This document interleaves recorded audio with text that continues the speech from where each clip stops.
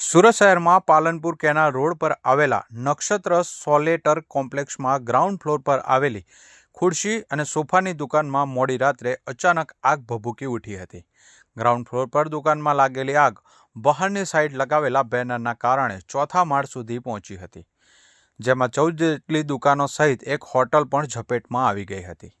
દંપતી સહિત 7 જેટલા લોકો પણ ફસાઈ ગયા હતા, જેમણે ફાયરના જવાનોને રેસ્ક્યુ કરી બહાર કાઢ્યા હતા.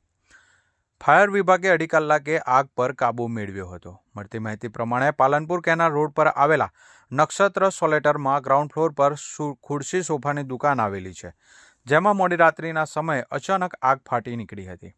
આગે જોતજોતામાં વિકરાળ સ્વરૂપ ધારણ કરી લીધું હતું, જેથી આગ દુકાન બહાર લગાવેલા બેનરને કારણે ગ્રાઉન્ડ ફ્લોરથી ચોથા માળ સુધી પ્રસરી ગઈ હતી, જેને કારણે અફરાતફરીનો માહોલ સર્જાઈ ગયો હતો.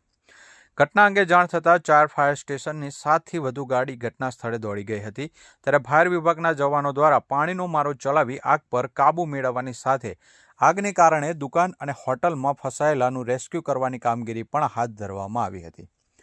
દુકાનોની ઉપર આવેલી 2 હોટલમાં રોકાયેલા એક વૃદ્ધા અને કર્મચારી સહિત 7 જેટલી વ્યક્તિઓને ફાયરની ટીમે રેસ્ક્યુ કરી સલામત નીચે ઉતારી લીધા હતા. જ્યારે દંપતી ત્રીજા માળેથી ફાયર એક્ઝિટમાંથી પાછળની સાઈડ જીવ બચાવવા નીકળી ગયું હતું, જેને લેડરથી સલામત રીતે ઉતારી લેવામાં આવ્યા હતા.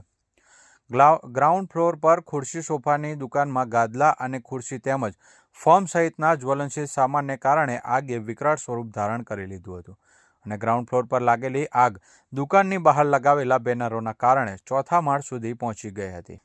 આગના આ બનાવમાં સોફા, ખુરશી, ફોર્મ, બ્યુટી પાર્લર સહિતની દુકાનોને નુકસાન થયું હતું.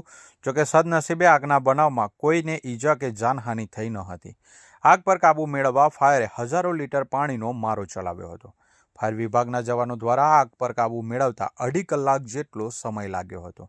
સમગ્ર આગની ઘટનામાં કોઈપણ પ્રકારની જાનહાનિ ન થતાં સૌ કોઈએ રાહતનો શ્વાસ લીધો હતો.